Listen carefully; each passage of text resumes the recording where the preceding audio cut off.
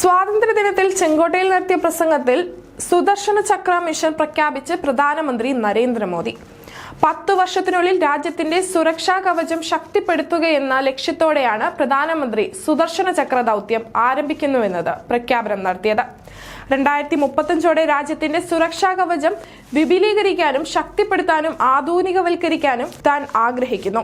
ഭഗവാൻ ശ്രീകൃഷ്ണനിൽ നിന്ന് പ്രചോദനം ഉൾക്കൊണ്ട് സുദർശന ചക്രത്തിന്റെ പാതയാണ് നമ്മൾ തിരഞ്ഞെടുത്തത്. ഇന്ത്യ സുദർശന ചക്ര ദൗത്യം ആരംഭിക്കും.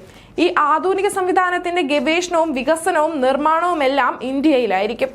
ഇതിനായി ഇന്ത്യയിലെ യുവാക്കളുടെ കഴിവുകൾ ഉപയോഗപ്പെടുത്തും. ഈ ശക്തമായ സംവിധാനം ഭീകരാക്രമണങ്ങൾ ചെറുക്കുക മാത്രമല്ല, ഭീകരർക്കെതിരെ തിരിച്ചടി നൽകുകയും ചെയ്യും. തന്ത്രപ്രധാന കേന്ദ്രങ്ങളുടെയും ജനവാസ മേഖലകളുടെയും സുരക്ഷയ്ക്കായി സുദർശന ചക്ര ദൗത്യം എന്ന പേരിൽ അയൺ ഡോം പോലുള്ള ഒരു സ്വന്തം വ്യോമ പ്രതിരോധ സംവിധാനം വികസിപ്പിക്കുക എന്നതാണ് ഇന്ത്യയുടെ ലക്ഷ്യം.